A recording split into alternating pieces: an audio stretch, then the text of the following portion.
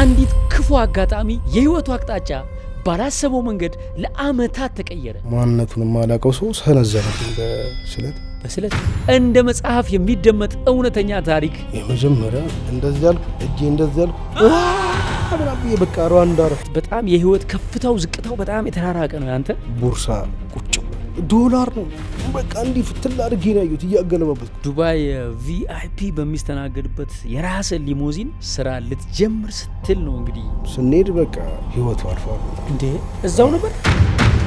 በጣም በሚገርም አጋጣሚ ወደ ኢትዮጵያ መጥተህ እዚህ ሁሉ ከባድ ነገር ውስጥ የገባኸው የሆነ ነገር ብልጭልጭ ሲጋጩ ማለት አወልዱ መንፈስ ቅዱስ። ወደ ኋላ ልመልስና ግን ምን አይነት እድል አግኝተህ ነው ወደ ውጭ ሄድከው? የወንድሜ ላዳ ነበረ እየሰራው የአንደኛው ወንድሜ ጓደኛ ትሰራ ነበረ ዱባይ። እሺ ዱባይ እኮ ብዙ ብር ይከፈላል ለምን ዱባይ ሰራ ምናምን አለች። በምን? በሹፍርና። በቃ ከዛ በኋላ ልቤ ሸፈተ። ከዛ በኋላ ስራው ማስጠላኝ። ዱባይ ብቻ ነው የሚታይ። ትንሽ ሳንቲም ነበረኝ ቀሱን ምናምን እንትን ተብሎ በአንድ ወር ከምናምን አለቀ። ቀጥታ ወደ ዱባይ ሄድኩኝ ማለት ነው። የመጀመሪያ ስለሆነ ብዙ ጊዜ አታውቀውም ሀገሩን። ወይ እውቀት ያስፈልጋል ወይ ገንዘብ ወይ ሰው ያስፈልጋል። እዛ ገር ስትሄድ አገናኘችኝ። ቤት እንደዚህ ነበረ በየወሩ 500 ድራም ትከፍላለ። አበሾች አሉ 1-4-5 አበሾች አሉ እዛ ቦታ ውስጥ። ከነሱ ጋር ተቀላቅለ መንጃ ፍቃድ እስከምታወጣ ሀገሩን እስከምታውቀው ስራ እስከምትይዝ ምናምን ከነሱ ጋር ነው የምትቀላቀለው። ገባው ለ5 ነበርን። ለ5 ሲባል አንድ ክፍል ውስጥ 5 ፍራሽ ነው ወይስ ክፍል አለው? አለው እንደ ከላይና ከታች አልጋ አለው። እሺ እነዛ አከራዮቹ ደግሞ ለብቻቸው ለራሳቸው ቤት አለ ምናምን። ምግብም ትገዛለህ ትሰራለህ። እዛው ሱፐር ማርኬት አለ ማብሰያ ቤት ውስጥ። እኔ ምግብ አሁን እዛ ነው የለመድኩት መስራት። ልብሴ ማጠብ ምግብ እንትን ማለት ምናምን የለመድኩት እዛ ነው። ብር ኬት አመጣ ድርሃም እዛ ጋር የምትከፍለው? ኢትዮጵያ ውስጥ ሰራ የነበረው ሳንቲም ተመነዘረ እዛ። እሺ ገና እንደሄድክ መንጃ ፍቃድ ማውጣት አለብህ። ፕሮሰሱ የሆነ መንጃ ፍቃድ እንኳን እስከምታወጣ 3 ወር ፕሮሰስ ቢያንስ ይፈጃል በትንሹ ጎበዝ ከሆንክ። መንጃ ፍቃዱ እንግሊዝኛ ይፈልጋል። ጥያቄው በእንግሊዝኛ ነው ምናምን። እንግሊዝኛ ሲሄድ ወፍ የለም ምንም አላውቅም። እንግዲህ የተከራየንበት ቤት ገባው። በጠዋት እንትን ማለት ጀመርኩ ማለት ነው። በቃ መንጃ ፍቃድ ፕሮሰሴን ጀመርኩ። እሺ ተመዘገብኩኝ። አቦይል ዱባይ ታክሲ ይባላል። ልመዘገብ የመጀመሪያ ቀን ሲሄድ መንገዱን አላውቀውም። እንደዚህ በኤርፖርት እንደዚህ ሰዎች ነግረውኛል። ጠዋት ላይ እንደዚህ ትሄድና ከዛ በኋላ እንዲህ ስትሄድ ምናምን እዛ ሀገር አላውቅም የሚል ሰው የለም። ከዛ ዱባይ ታክሲ ቤቱ ጋር ነው ስላቸው በዚህ ጋር ይሉኛል። እዛ ጋር ታምናለህ ሰው ተቆሰቁሷል። ቀኑ ሙሉ ማለት ነው። በቃ ላበላብኝ ሙቀት አይደል። ከዛ ተመለስኩ። ሎኬሽን የተባርኩ በዚህ አጋጣሚ ነው። በቃ እንትን የሚያሳይ አላቅም የሚል ሰው የለም። ሱሉልታ የት ነው ብትለው ያሳያል ዱባይ ውስጥ። ከምሬ ነው የምልህ። በቃ በዛ ስሰቃይ ቆይ አበሻ አብሮ ካሄድም እንዴ አንተ ለማሳየት ማን ነው ቢዚ ማን ጊዜ አግኝቶ አንተማ ሁሉም የተወጠረ ነው። ረፍት የሆነ ሰው ወይ ደግሞ እንዳንተ አብሮ የሚያወጣ ሰው ካልሆነ ማንንም አይነግርምና ቦታውን እንደምንም አገኘሁት። በስንተኛው ቀን የሆነች ልጅ ከስራ ቀርታ ነው ያሳየችኝ። በጣም ከባድ ነው። እንዲህ ውሃ ራሱ የቧንቧ እንደዚህ ያለ እንደዚህ በእጅታች ስታደርገው ነው። እኔ ለሰብር ሁላ ስታገለሰው ነው ምናምን የሚያሳይ ብዙ እንትን አለ። አዲስ ስትሆን እና እንደዚህ በራል እንደዚህ ገብተህ እንደዚህ የሚሽከረከር ነው። 3 ወጥቼ በአራተኛው በዛው በቃ ሳልገባው ጉዳይ እንትን ሳላደርግ ትወጣለህ። እንደዚህ ዞረ ማለት ነው። ትወጣለህ በቃ ሸሚዝ እዛ ጋር ሰዎች አሉ። አዲስ ነህ እንደምንም ከ3 ወር ከምናምን በኋላ ያው አለው ትግል አለው እንትን እስከ ሰው ከሌለ እዛ የቤት ኪራይ 500 ሰው ታስቸግራለህ። እዛ ጋር ደግሞ ስራዎችን ትሰራለህ አሉ። የቀን ስራዎች አሉ ምናምን ኦቨርታይም ስራዎች አሉ እንደዚህ ምናምን የሆኑ ካርቶኖች አሽገህ ምናምን በቃ ሰው እንትን ይላል። እየለመድክ ስመጣ ያሳይሃል ምናምን። 3 ወር መንጃ ፍቃድ እንትን እንደጨረስኩኝ እንደገና ደግሞ መኪና ሲሰጠ መንገድ ማወቅ አለብን። መንገድ በጣም የሆነ ሰፈር ውስጥ ገብተህ ለምሳሌ ጁሜራ ቪሌጅ ሰርክል የሚባል ቦታ አለ። አንድ አይነት መንገድ ነው። በዚህ ጋር ትሄዳለህ። ገብተህ ስትመጣ ድጋሚ ያየውን ፎቅ ታየዋል። ማወቅ አለብህ በቃ ቦታዎች ግዴታ። የሆነ ፎቅ ምናምን በዛ ሰዓት ሎኬሽን እንትን ሳላቅ የሆነ ቦታ ሲጠሩብኝ በቃ ስለማላቀው ብዙ ስራ ያመልጣል። ቆይ ያኔ አፕሊኬሽኖቹ አይሰሩ ጉግል ማፕ ምናምን አለ። ግን ጉግል ማፑን እስክትለምደው ራሱ ወደ ቀኝ የምትታጠፍበት ስትደርስ ከሆነ ቦታ ነው የሚነግር። የሆነ ቀኝ ካገኘ ያንን ሳትል ትታጠፋለህ። ሜትር ይቆጥርበታል ሰውየው። በሳጫ አይከፍልህም። ብዙ ነገር አለ። አንተም ባለዳልቱ እንችላል እስክትለማመድ ምናምን። ከዛ ሎኬሽን መለማመድ ጀመርኩኝ ምናምን። እንዴ ነው መለማመድ ማለት? ሎኬሽን በቃ ትሄድና ሎኬሽን የሚያስተምሩ አሉ። ማፑ የሆቴሉን ስም ቤቱ ጋር ሰሜን፣ ምስራቅ፣ ምዕራብ ምናምን ቦታቸውን እንዳለ የቢልዲንጎቹን ስም ምናምን ያስተምረዋል። በቃ ቁጭ ብለን እንደዚህ በካርታ ምናምን። ከዛ በኋላ የሆነ ቦታ ሲሉ ታውቀዋል። ካምፓኒው ያስተምርሃል። መኪና የሚሰጥ ካምፓኒው ነው ነው የሚሰጥ። መንጃ ፍቃድ ልክ እንደጨረስክ ይሰጣል መኪና። ያው የሚጀምረው ከአሮጌ መኪና ነው። እዛ ሀገር መኪና ታክሲዎቹ በጣም ሌግጀሪ ነው። ተስላ ታክሲ ነው ልክ ጽድት ያለ መኪና እንደ ቪአይፒ በትንሽዬ ሳንቲም ልዩነት የ1 ብር የ2 ብር ልዩነት ነው። በመጠንስ ከቤንትሊ ድረስ ታክሲ መያዝ ትችላለህ። 8 ወር ምናምን ታሻል። ቀኑ ትዝ ይል በጣም ነው የምትታሸው። እዛ ሀገር ለምን ብዙ ቦክስ አለ፣ ብዙ ሳንቲም ይዞ የሚሄደው ጥብሶ አለ። እንዴት ማታ ላይ አሪፍ ነበር። ማታ ላይ ምን ሆነ እኔ አዲስ ስለነበርኩ ወደ እንደዚህ ቢዝነስ ቤ ምናምን አሉ ወከባዎች ቦታ አሉ። እዛ ቦታ ላይ ስትሄድ ግዴታ ማወቅ አለብህ። እስክትለማመደው ስለምትፈራ ወከባ ቦታ ውስጥ ገበያ ቦታ ውስጥ ልክ እንደ መርካቶ ምናምን ውስጥ ነው የምትሰራው። እነዛ ሰዎች ደግሞ አጫጭር ቦታ ነው የሚሄዱት። እዛ ደግሞ አፍሪካኖች ነው ያሉት አብዛኛው፣ ሁሉም ሳይሆን አሉ አንዳንድ አዲስ ቶን ያውቀዋል። እንዴ ነው ወይ ፍሮ ምናምን ይጫወቅ ሄደ። ልክ ቦታቸው ላይ ሲደርስ በሩን ከፍተው ይቀደዋል። አይከፍልም።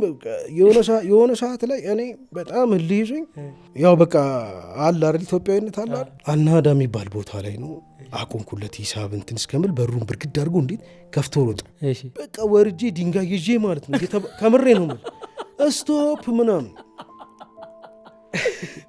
በቃ ከፋይ ነህ አንተ ምናምን እነሱ ለምደውታል። በቃ ብዙ ቦታ ከዚህ በፊትም እንደዚሁ አንድ ግብጽ እሱ በጣም ልምድ ኖሮኝ ነው ያታለኝና ልክ እንደኛ ሀገር እንደዚህ ይሄ እንዴ ነው ትራንስፖርት ምናምን ታዘው ቡክ ምናምን ታረጋለህ።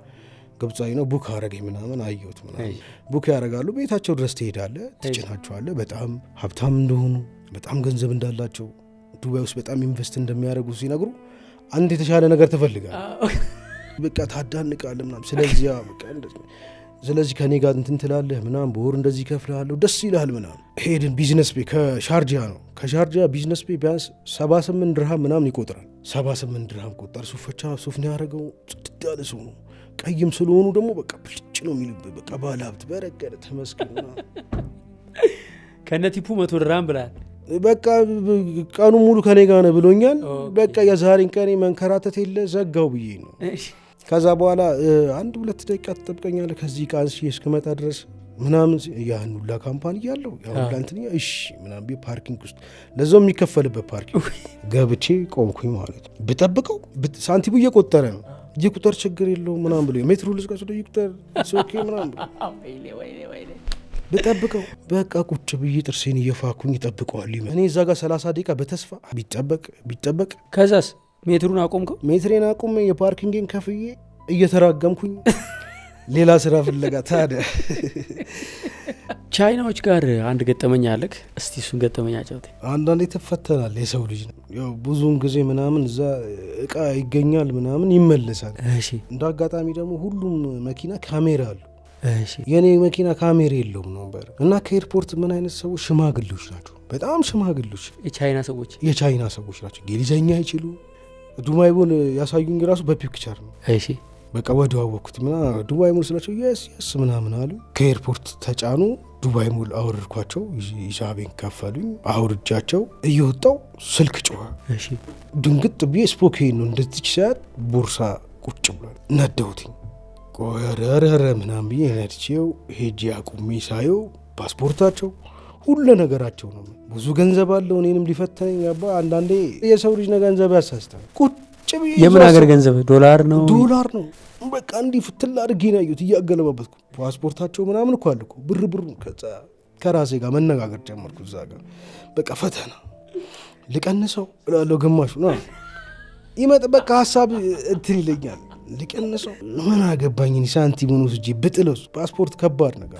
በቃ እስካሁን ኖሬ የለ እንዴ መድኃኒዓለም እንዲያኖረኛ ብዬ ሄጄ ዱባይ ሞል በሩ ጋር ሱቁ እየይ ብለው እያለቀሱ ከምሬ ነው። 2 ናቸው አሮጊት ናቸው ብያ እንደዚህ ተቃቅፈው ለዘበኞቹ ነግሯቸው እዛ ጋር ምናምን እየተደዋወለ ነው ምናምን። ገና ሴትዮዋ እንደዚህ ይዣት እየሄድኩ ስታይ በቃ ፈታች፣ እንግሊዘኛ ፈታች ማለት ከምሬ ነው። በቃ ደስ ብሏት ከዛ ብር ላይ ምናምን $400 ምናምን። አንዳንዴ ትፈተናለ፣ እምነት ይፈትናል። አንዳንዴ እዛ ጋር መውሰድ ይቻላል። ካሜራ የለው መታመለር ዛ ደስ ውስጤ መንፈስ ደስ አለ።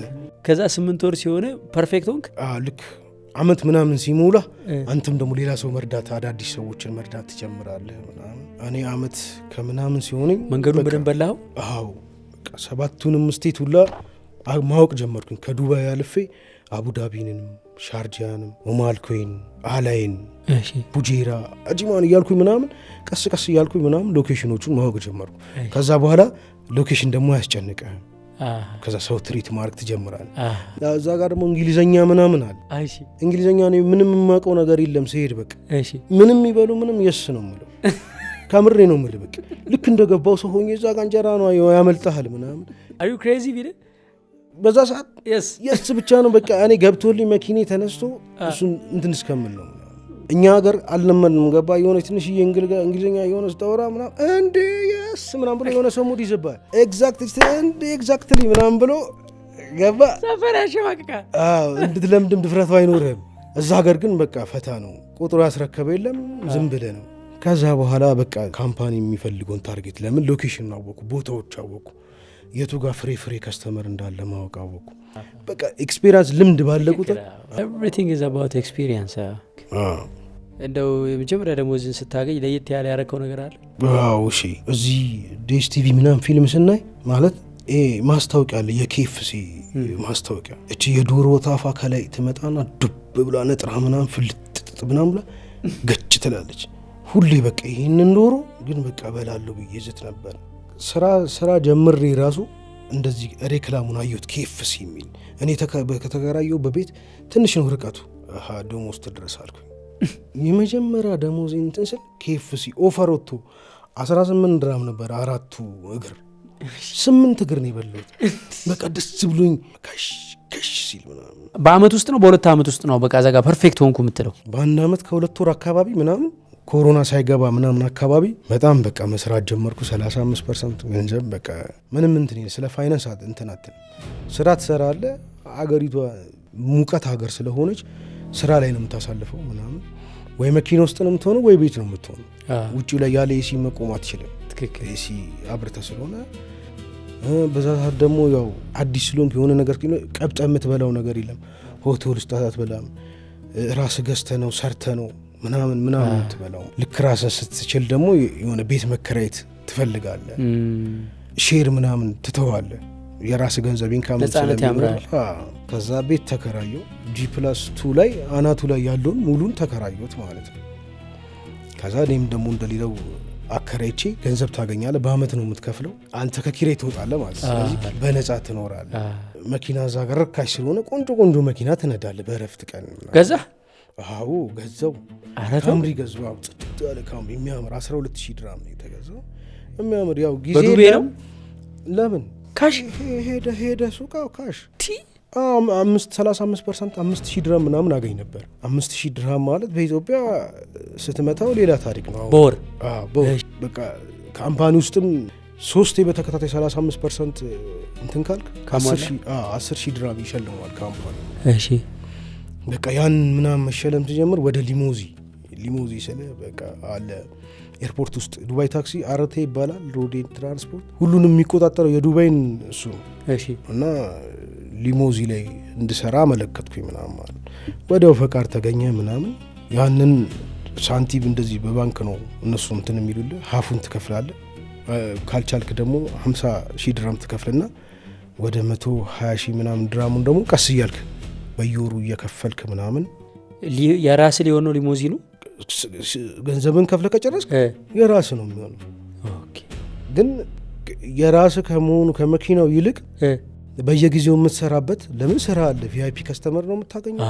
እዛ ጋር የሚመጣው ሰው ያለ ቲፕ ንቅንቅ የማይል ሰው ነው። በጣም ከትላልቅ ቦታ ነው የሚመጣው። መውጫው እንኳን ይለያያል ከኤርፖርት። ከተስላ ውጪ ካዲላክ፣ ቼቭሮሌት ምናምን ትላልቆቹ አሉ። ግን በሰዓቱ ያ ነበረ ስራ ነበር። ቅልብጭ ብሎ ሰውም ስለሚወደው እንዲህ 2 በር ስለሆነ ስለሚከፈት ምናምን እና ሰጡ መኪናው ከፈልኩ ነው ካምፓኒ ሄጄ ከፈልኩ። አላዚዝ ምናምን የሚባል ካምፓኒ ነበረ። እዛ ተከፈለ። መኪናው ተፈርሞ ምናምን ተለቀቀ። መኪናው ቆመ ማለት ነው። ካምፓኒው እንትን እስኪ ሜትር እስኪ ገጠምለት እንትን የምትልበት ሎኬሽን የሚረጋገጥበት ካምፓኒው የሚቆጣጠርበት ምናምን ሎኬሽን እንትኑ መስመሩ ይገጠም። አዲስ መኪና ሰጡ 00 ለብዙ ሰው ለእኔ ብቻ አይደለም ይህን መክፈል ለቻሉ ሰዎች ለአንድ ለ10 ሰው ምናምን ተሰጥቷል። በጣም እድል ነው ይሄ ነገር። ለምን እዛ ታክሲው ላይ ብዙ ልፋት አለው፣ ብዙ ቦታ ብዙ ኪሎ ሜትሮችን ትነዳለ። ይሄ ግን አንድ ቦታ ነው። በቃ የሆነ ቦታ አቡዳቢ ደርሰ ከመጣ የ3 ቀን የ4 ቀን ፋይልን ነው መዘጋው። በቃ አሪፍ ነበረ።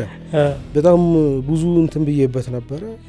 በአጋጣሚ ያው ብዙ ስለቆየው አያታችን መምጣት አለብህ ምናምን አለች።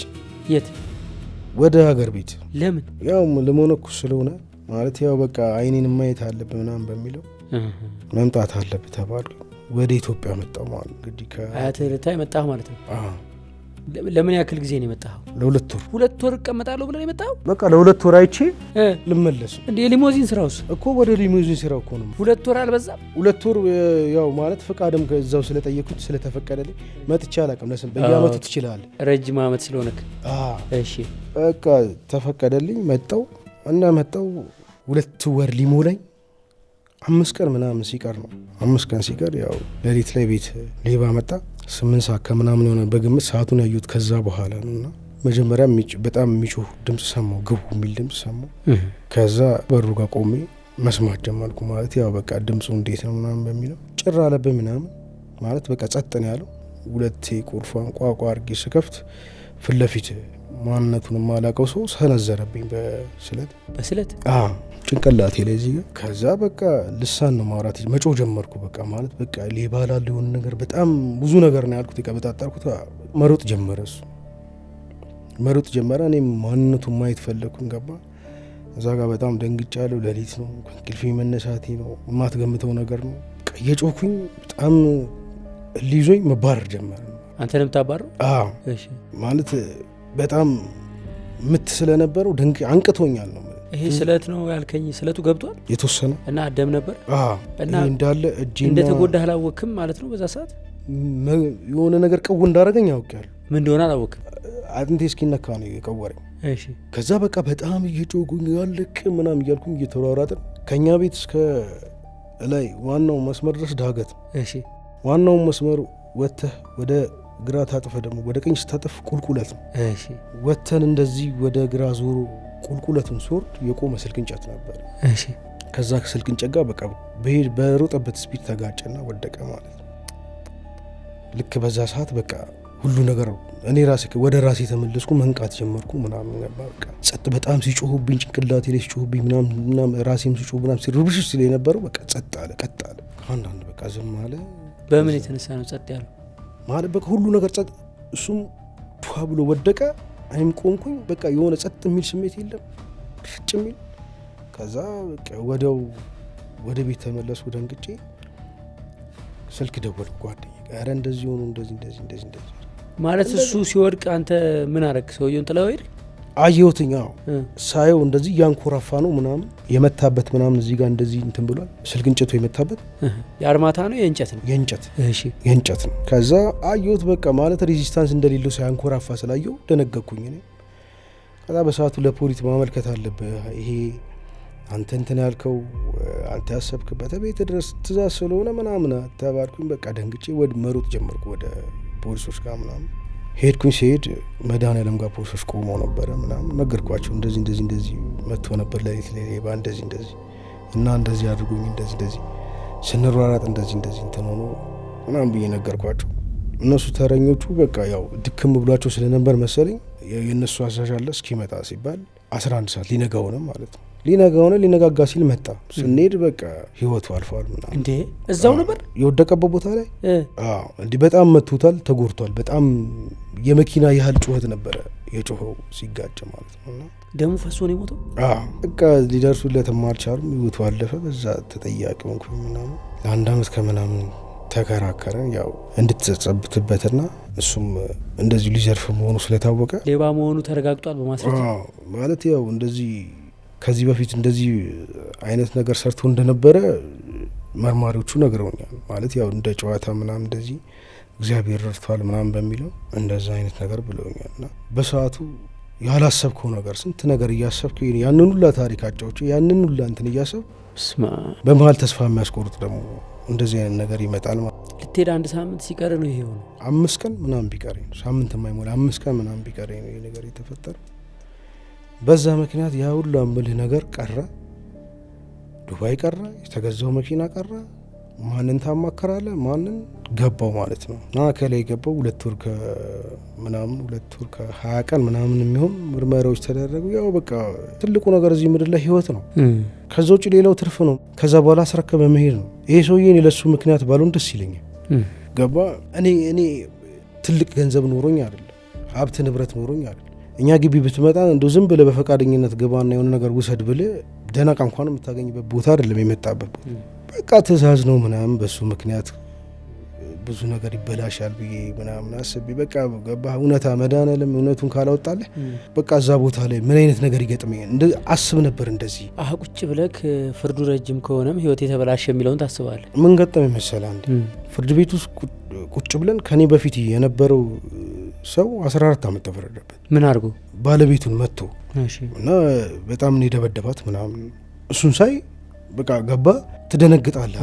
በቃ ብዙ ፊውቸር እንግዲህ ከልጅነት ጀምሮ መከራን ስትበላ የሆነ ነገር ሌብነት አላረኩ እድሜ ልክን ህይወት እንዲስተካከል ስትለፋ ይሄ ነገር ገጥሞ ሁሉን ነገር እንዳለ ወደዚህ በቃ ወደ እንትንማት ወደ ማትሞክርበት ነገር ሲያስገባ ትደነጋግጣል።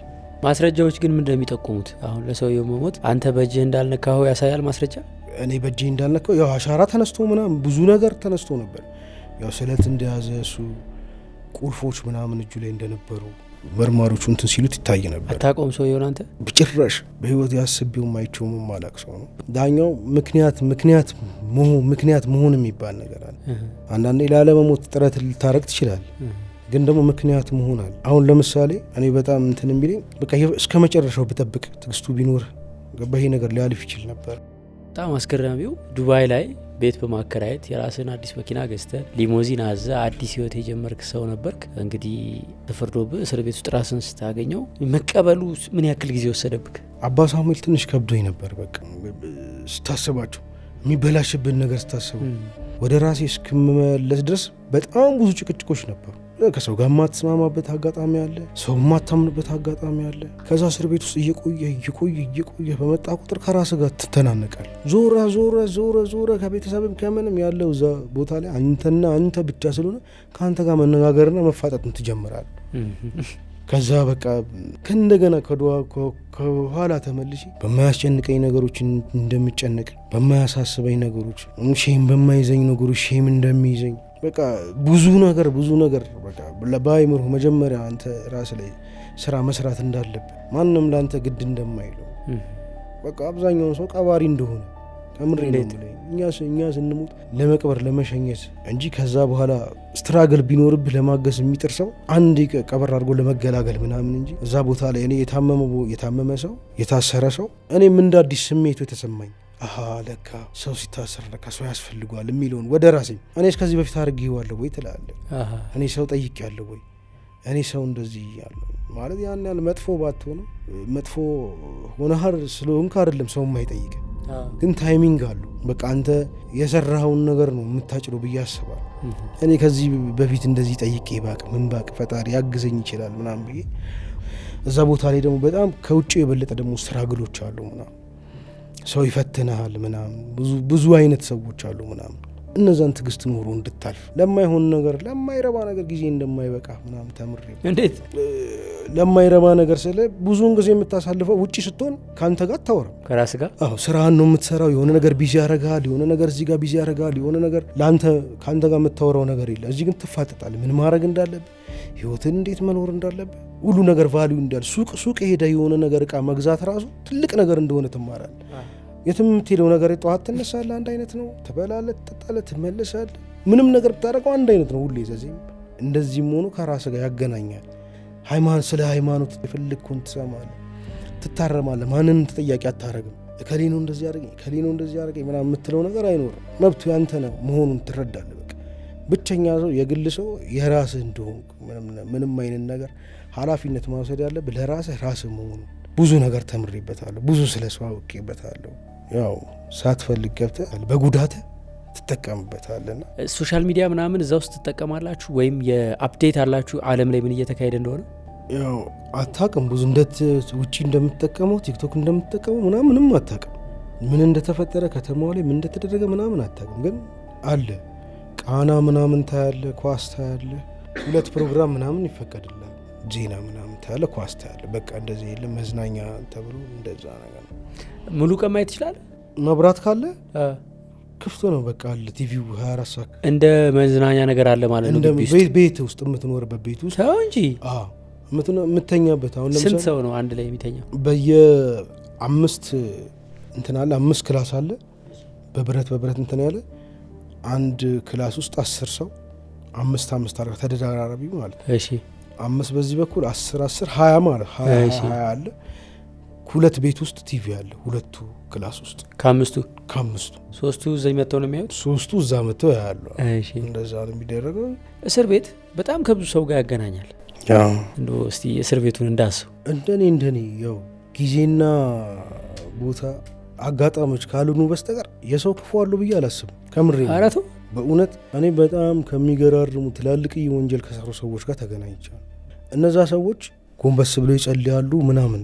እኔ አልጸልይም ነበር። ገባህ አይደለ? እዛ ጋር ሲጸልይ ታያለ። ደግ ሲሆን የሆነ ነገር ሲሰራ ታያለ። አሉ ብዙ በሽተኞች ምናምን አሉ እዛ ውስጥ። እነሱ ሰዎች ሲንከባከቡ ምናምን ስታይ እንደዚህ አይነት ትልቅ ወንጀል ይሰራ ሰው እንዴት እንደዚህ ያደርጋል ትላለ። አለ ደግሞ እንደዚህ ሁም ብሎ ደግሞ ነገር የሚፈልግ ትዕግስትን የሚፈትን ትዕግስትን የሚፈትን ምግብን ልበላብህ ያለው ይላል እንጃ ከአምሮኛል አውልቀው ሊል ይችላል። አመክሮን ላለመበላት እኔ ምን ገጠመኝ መሰል ለወጣ 15 ቀን ምናምን ሲቀረን እንደዚህ ምግብ በሰልፍ ምናምን እንትን ትላለህ። የመጨረሻውን አንዱ አንቆ ሊገለኝ ነው እገባለሁ ሲለኝ ለምን የተሰለፉት ስላሉ በዚህ በኩል መግባት አሉ በቃ እንደዚህ አሉና በዚህ በኩል አነቀኝ ነው የምልህ። እንደዚህ አንቆ ያዘኝ። ከዚህ በፊት 15 ቀን ባይቀር አይናገርም ረጅም ቢሆን እሺ። ሴጣን ሲፈትን አበክሮን ትበላለህ። ከሰው ጋር ከተጣላ ውስጥ ቃሊቲ ወይ ደግሞ አባ ሳሙኤል ወይ ሌላ ቦታ ተጣልቶ የሚመጣለ እዛ ቦታ ላይ ሲገናኝ ሌላ ታሪክ ይፈጠራል። የአጋጣሚዎች አሉ። በጣም ትፈተናል። ያኑላ ተፈትነ ነው ለፍቺ የሚቀርበው። አበክሮንም ተበልተ ሊሆን ይችላል። ብዙ ነገር አለ። እኔ ብዙ ነገር ገጥሞኛል ምናምን። ከመታሰሩ በፊት የነበረው ታምራትና አሁን ከተፈታ በኋላ ያለው ታምራት ልዩነት አላቸው በጣም። ከመታሰሪ በፊት ብዙ ነገር ላይ ጎበዝ ቢሆንም በደመ ነፍስ ነው መቋል። በቃ ማለት አሁን ለምሳሌ ከዛ በፊት እኔ ገንዘብ አግኝቼ ባጣ ራሴን ማጠፋ ነው ይመስል። ከምሬ ነው የምልህ። በቃ አሁን ግን ምንም ነገር የሚደንቀኝ ነገር የለም። የሚደንቀኝ ትንፋሼ ነው። የምተነፈሳት ትንፋሽ መኖሩ ብቻ በጣም ይደንቀኛል። በቃ በህይወት መኖሬ ማየቴ። በህይወት ባልኖር ምንም ነገር የማውቀው ነገር የለም። ትልቁ ዋጋ ትልቁ ቫሊዩ ለእኔ የመጀመሪያው በህይወት መኖር፣ እቺን ትንፋሽ መጥማት፣ እቺ ከሌለች እንደሌለው አውቃለሁ። ሁለተኛው ደግሞ ራሴ ማስደሰት ከቻልኩ ጭንቅላቴ ንጹህ ሆኑ ቀኑ በንጹህ ሊና መዋል ከቻልኩ በቃ ከዛ ሌላ ያለው ኤክስትራ ነው። በቃ ንብረት ኖረኝ የሆነ ነገር ኖረኝ ምናምን ብዬ ጤና ካለኝ አገኘዋለሁ፣ ለፋለሁ፣ እንደ ማንኛውም ሰው አገኛለሁ። በሰዎች ዙሪያስ ያለህ አመለካከት? እኔ እስር ቤት ስገባ ነው በቃ አንዳንዴ ባትሪ የሌለው ሰዓት አለ አይደል? ይቆማል ባትሪ የሌለው ሰዓት። እኔ እስር ቤት ከገባው በኋላ ነው እንደ ሰዓት መስርቃ ብዬ መስራት የጀመርኩ። ሼም በማይዘኝ ሼም ይዘኛል። አሁን ለምሳሌ ከሆኑ ጓደኞቼ ጋር እየጠጣ ከሆነ አንዱን አድርሼ አንዱን ብዬ ምናምን በአጋጣሚ ለምሳሌ ነው የምልህ። አሁን የራሴን ነገር ካርኩኝ በቃ መጀመሪያ ለራሴ ነው። ሼም የሚባል ነገር በማይዝ ነገር አይዘኝም። ሼም አሁን የፈለግኩትን ስሜት ያዘኝን ነገር አረጋለሁ። ለማን ቅድሚያ መስጠት እንዳለ ባወቃ ለማን ቅድሚያ በቃ ከምንም በላይ እኔ ፋሚሊዎችን አለማስደሰቴ በጣም ይቆጨኛል። ፋሚሊዎችን እኔ ቤቴ 1 ኪሎ ስጋ ይዤ ገብቼ መብላት እየቻልኩኝ 10 ኪሎ ስጋ ከአሞራ ጋር ነበር የምበለው። ከምሬ ነው የምልህ። በቃ ከቤተሰብ ጋር ብታሳልፍ ብትታመም የምትወድቀው ቤተሰብ ላይ ነው። አሁን ታስሬ ማንም ሰው ዞር ብሎ ሳይ ቤተሰቤ ነው። የሆነ ነገር ገባ ቢያንስ ሌላ ነገር ባይችለው ስጋዬ ነው። ምንም እንደሆነ አይፈልግም፣ ያዝንልኛል። ቤተሰቦች ናቸው ጠቅላላ እዛ ጋር አብሬ የምጠጣው አብሬ የማሳልፋቸው አብሬ ስንት ልሙትል ስንት ነገር ለሌለ ጸጥ አንድ ሰው ማንም ሰው ማለት ጸጥ ስትል በቃ እኔ ሙያዬን አላቆም ነበር። የሚጠቅመኝን ሰው አይደለም ሙሉ ከማይጠቅም ለጊዜው እዛ ጋር ባለው ነገር የሚደሰት ያለውን ነገር ብሎ የሚመጣ ሰው ጋር ነበር። የሆነ ነገር ችግር ሲደርስብኝ ይደርስልኛል ብዬ እኔ አስብ ነበር። ጸጥ አለ በቃ ማንም ሰው እንደ ሞትኩ ነበር ያሰብኩ። ባይዜ ማለት በቃ በትሞትም የምትረሳው እንደዛ ነው። አንድ ቀን አንድ ሰው አልመጣም። ወዳጅ ሺህ ነው ሊጠይቅህ አንድ ሰው ነው ምን ያኔን አልጎዳኝም። ጠቀሜ ትዘጋጃለህ፣ ማንም እንደሌለ ትዘጋጃለህ። ስትል የሆነ ሰውን ብለህ ጥፋተኛ የምትለው ሰው የለም። ሁሉ ብዙ ጊዜ መጠቆም ያለብኝ ወደ እኔ ነው። የሆነ ነገር ሲፈጠር ወደ እኔ ከእኔ ምን ችግር አለ ካላልኩኝ ከሰው ከጀመርኩ እንደማላገኘው ተምሬያለሁና ምንም ከሌለ የለም። ቢያንስ የሆነ ነገር መኖር አለብህ። ሰው እንዲኖርህም ራሱ የሆነ ነገር መኖር አለብህ። ወይ እውቀት መኖር አለብህ፣ ወይ ገንዘብ መኖር አለብህ፣ ወይ ደግሞ ያው ሰው የሚባል አሁን የሚደርስልህ ሰው ቤተሰብ እንዳልኩ ይሁን እንደዛ መሆን አለበት። ካለበለዚያ ከባድ ነው። እቺ ትንፋሽን የሰጠ ማን ነው? እግዚአብሔር። ሊያጠፋ የሚችለውም እግዚአብሔር። ስለዚህ በሰው መተማመን ተው። ያን ያህል እምነቴ ላይ እንትን ባልሆንም እስከዛሬ ኖርኩበት ነው። በራሴ ኃይል ምንም እንደሌለኝ አውቄበታል።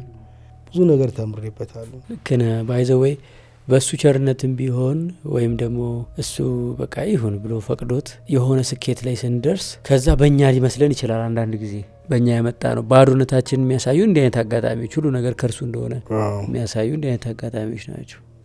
ትዝ የሚለኝም ፈጣሪ ሳጣ ነው። ባይዘ እጄ ላይ ያለው ነገሮች ሲጎልብኝ ከሞላል ነው። ራስን ቅድም ከራስ ጋር ትገናኝም እስር ቤት ውስጥ ከራስ ጋር ትገናኛል እንደምትለው ከፈጣሪ ጋርም ትዝ የሚልን በጣም ስንታመም በጣም የሆነ ነገር ሲጎልብኝ ነው እኔ ትዝ የሚለኝ።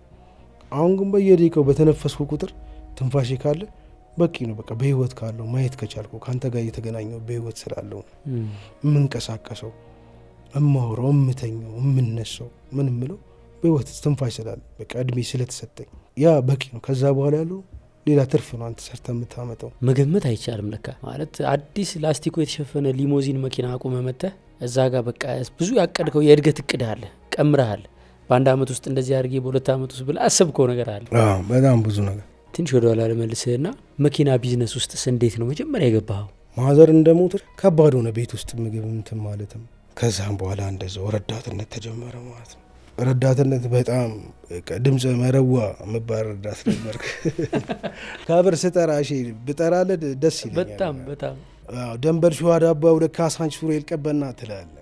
ከዛ በላይ በኩል ደግሞ ፒያሳ 4 ኪሎ ሁለት ካሳንች ምናምን ትላለህ። በቃ ረዳትነት ጀመርኩ። ጀግና ረዳትነት ነበርኩኝ። ሰራለሁ በጣም ሌሊት ነው በቃ ሹፌሮች ከምሬ ነው የምልህ ጠዋት መጥቶ 12 ሰዓት እኔ ጎበዝ ሰራተኛ ሳንቲም በጣም ከልጅነት ጀምሮ ሳንቲም ማግኘት ደስ ይለኝ። የሰው እጅ ላለማየት ምናምን ተፍ ተፍ ትላለና በቃ ያልሰራሁበት መስፈር የለም። አላማዬ ምንድነው? መንጃ ፈቃድ ይዤ ሹፌር መሆን ነበር። እሺ በቃ በዛ ሁለተኛ መንጃ ፈቃድ አወጣው። ከዛ ማታ አንድ ያው በቃ ብዙ መንዳት ስለማልችል አንድ አጎት ነበረ እንደዚህ እሱ ጋር ልምምድ ማታ ማታ ምናምን በቃ ሌሊት እየሄድኩኝ የሚሰራበት እዛ በአካል ጋር ነበር ፒያሳ የሚሰራው። እዛ ጋር ሄዳለሁ። ልክ ስራ ሲጨርስ ማታ ላይ እኔ ይዣት እመጣለሁ። እንደዛ ያልኩኝ ለመድኩኝ እንዴት እንደሚነዳ። ከዛ መስጠት ጀመሩ። ማታ ላይ በቃ ወጣለሁ። የተወሰነ ሳንቲም ትሰራለህ፣ ትገባለህ፣ ትሰራለህ፣ ትገባለህ። እንደዛ እየተባለ ወደ 3ኛ መንጃ ፈቃድ ያው ቀንም ለመስራት ምናምን አንዳ ምንም ብዬ 3ኛ መንጃ ፈቃድ ጨረስኩኝ። 3ኛ በጣም እድለኛ መሆኔንም ታውቀው 3ኛ መንጃ ፈቃድ ሲጨርስ ሰው መኪና የሚሰጥህ አይቱን የሆነ ስትሰራ ካላየ ወይ ደግሞ የሆነ ሰው ካልተነገረልህ ምናምን ማንም መኪና ይሰጠን። ትክክል። በዛ ሰዓት ጠዋት መንጃ ፈቃድ ተቀብዬ ከሰዓት ላይ ጋሽ ባይሉ የሚባል ሰውዬ ነበር። ሚኒባስ አላቸው እና የእሳቸው መኪና ተለቋል ሲባል እንትኔ እኮ ማተቤ ራሱ አልደረቅም። የመንጃ ፈቃድ ስጠይቃቸው ጠዋት ሰራ ጀምራሉ። ይገርማል። በቃ ዋሳ አንጣኒ ዋሳ መጣው። የማዘር ጓደኛ ነበረች። እሷን ይዤ እጄ መኪናው ተሰጠኝ ሚኒባሱ። ከዛ በኋላ ህይወት ጀመረ ላሉ በቃ የሚኒባስ ህይወት። ከዛ ሚኒባስ ተጀመረ። ሚኒባስ ብዙ አመት ሰርቻለሁ ከረዳትነት ጀምሮ እንደዛ እየተባለ። አስኮ ላይ አንድ የረዳትነት ገጠመኝ ነበረ። አዎ ታክሲ ስንሰራ አሁን በየቦታው ሰው ስለምታገኝ ብድግ ብድግ አድርገህ ነው የምትሄደው። የዛን ጊዜ በቃ ቆም ቆም እያልክ በየኮረኮንቹ ሰው ትጠራል። እና ረዳቴ የሆነች ወጣት ነች ምናምን ህጻን ልጅ አዝላለች። ህጻን ልጅ አዝላለች። ትሄጃለሽ ይላታል።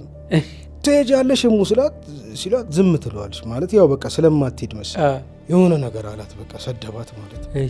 ዞር ዞር ብላ እንዴት ልጅቷን አስቀምጣ እንደመጣች አይታወቅም። ብቻ ጣጣ ነው ስታደርገው ምናምን ቱቸው እንዴ በእጇ ነው። አዎ በቃ ፍጥነቷ ፍጥነት እንዳይመስላችሁ እኔ የሆነ የለም በምናብ እይትስታርግ ጥጧ የሚል ድምፅ ጥዋ ስታረገው ድንጋይ ፍለጋ እኔ ወርጂ ምንድነው ምናምን ስለ እንዴ ጻል ልጅ አንቺ ምናምን አንዳንድ የሰው ሳታቅ ምናምን ማለት ምንድነው ኮንሲቲቭ እርግጠኛ ላይ ካራቴ ይስተያልሽ እኔ የሚያየው የግራውን አነሳስ ምናምን አይቼ ያጋጣሚ ለታክሲ ነበረ። ከዛ በኋላ ደግሞ መኪና ያው ሲኖርህ ኤክስፒሪየንስ ነው ስትነዳ ሳይ ሰው መኪና ለመስጠት እንትን ይላል።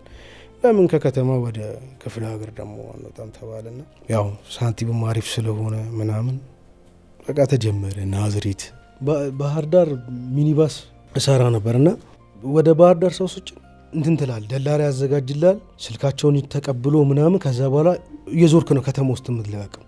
አንድ ሰው መገናኛ ሊሆን ይችላል፣ አንድ ሰው ካሳንች ሊሆን ይችላል። እየዞርክ ነው የምትለቃቀመው እና የመጨረሻው ሰው በሌላ መኪና ሄደብኝ። 11 ሰው ጭኛለሁ። 12ኛው ሰው ስልኩ ተደውሎት ከመገናኛ ነበር የምናነሳው። እንዳጋጣሚ ሲደውል ሄጃለሁ አለ። ከዛ በኋላ እኔ ያለኝ እድል ወይ ሌላ ሰው መፈለግ ነው ወይ ደግሞ መውጣት ነው። የመጨረሻኛው ሰው ነው።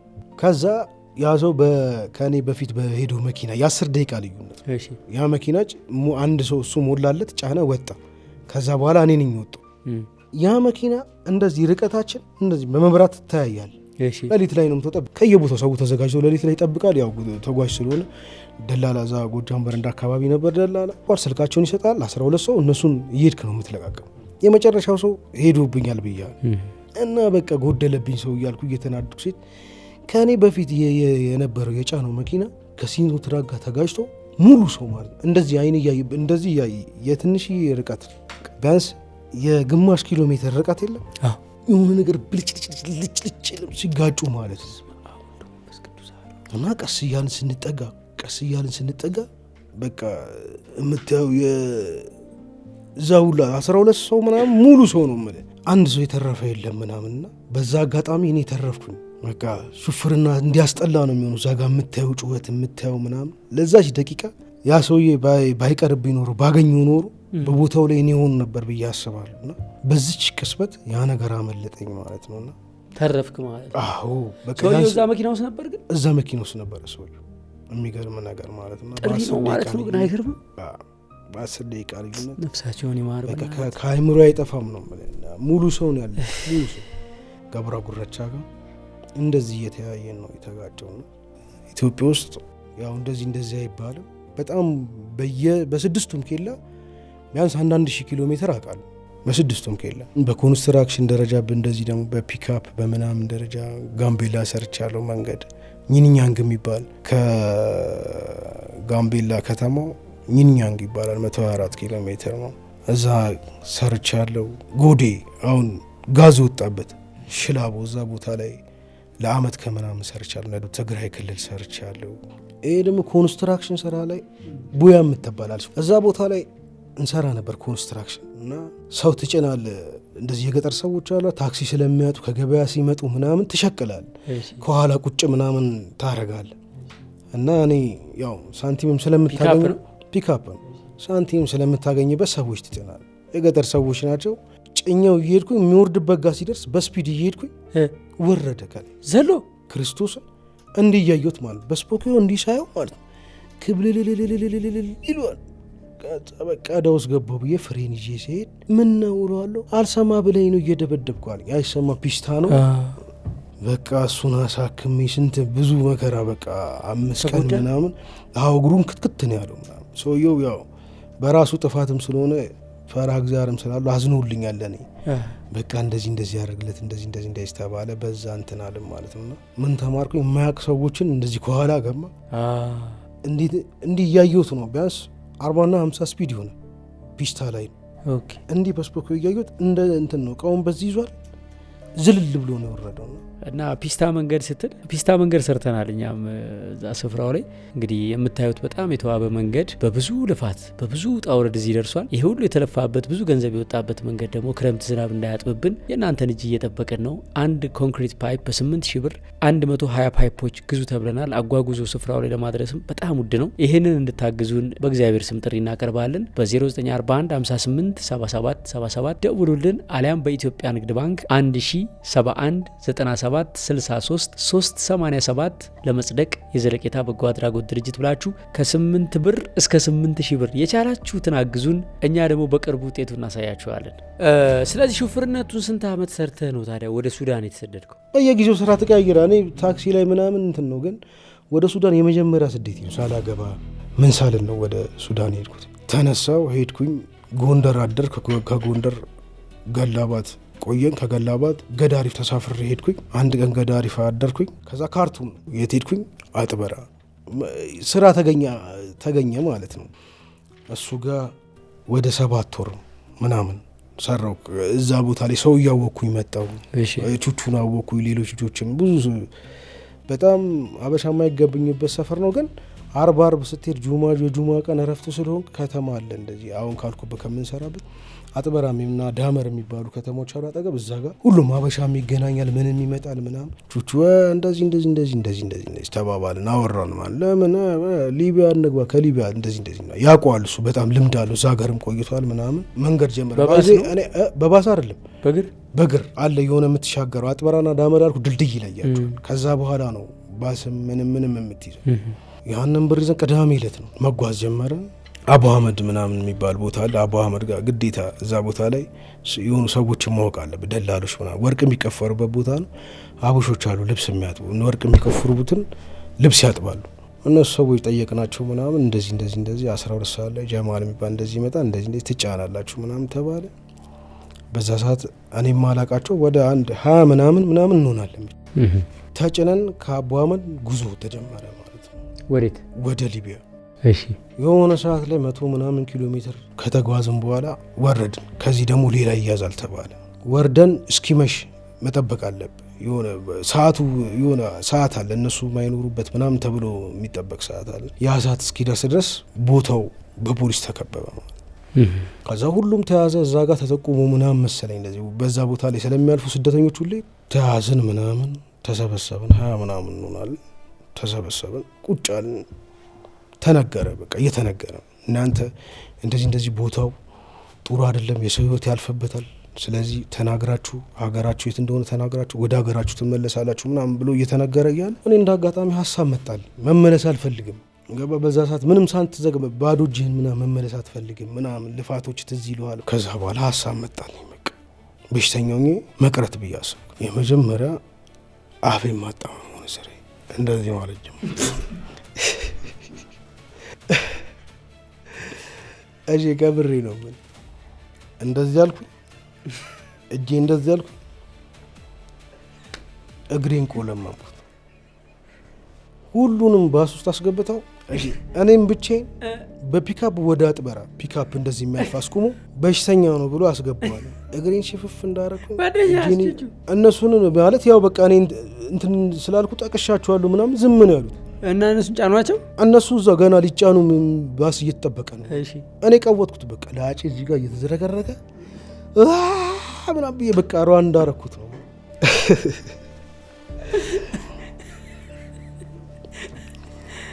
ይሄን በሽተኛውን ተባለና ፒካፕ አስቁሞ እስከ አጥበራ ሸኝ።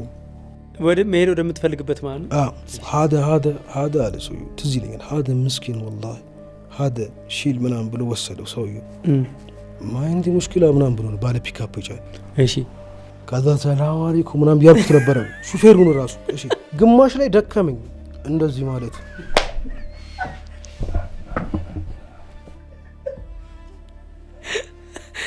እሺ አፌ ማጣመም አይኔ እንደዚህ ማለት ምናምን ደከመኝ ማለት ነው። እና አረሳሁትና እሱ የሆነ የሱዳን ሙዚቃ ከፍቶ ነበረ። እኔም ረስቼው እንዲህ ማለት ጀመረ። ከዛ እሺ እንዲህ ዞር ብሎ ሲያይ ላኢላሃ ኢላላህ ሲለኝ እንደገና እንዴት ይምጣልኝ እንዲህ ምን ልመና ጀመርኩ።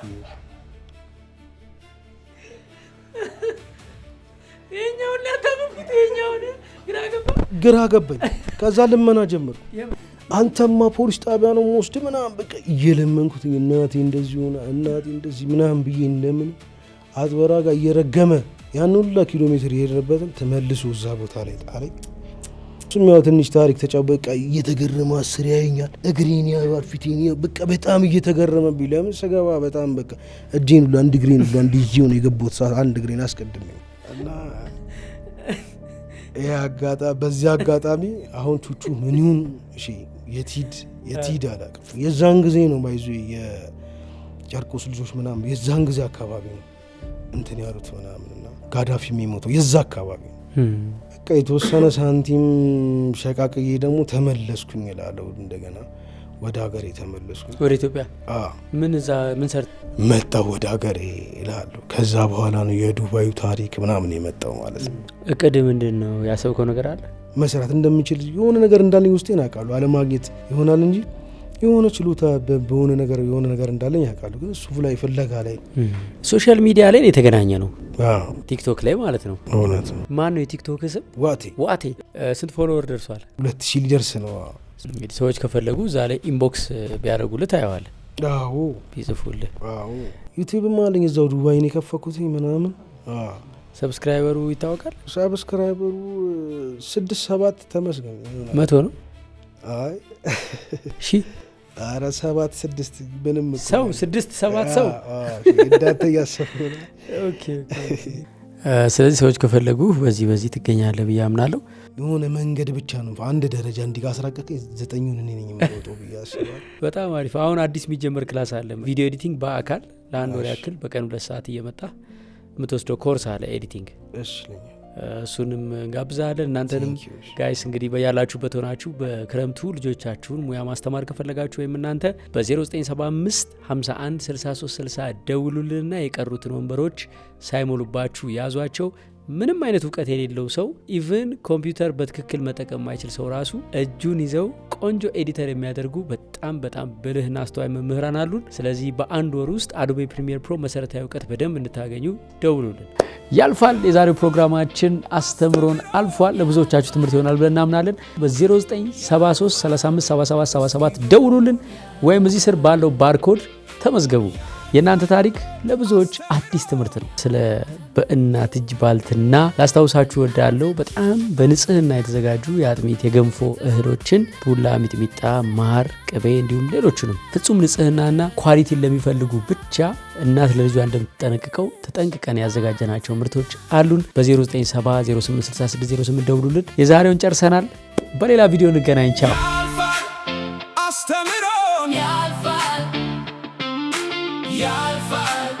እስኪሆን ያለፋል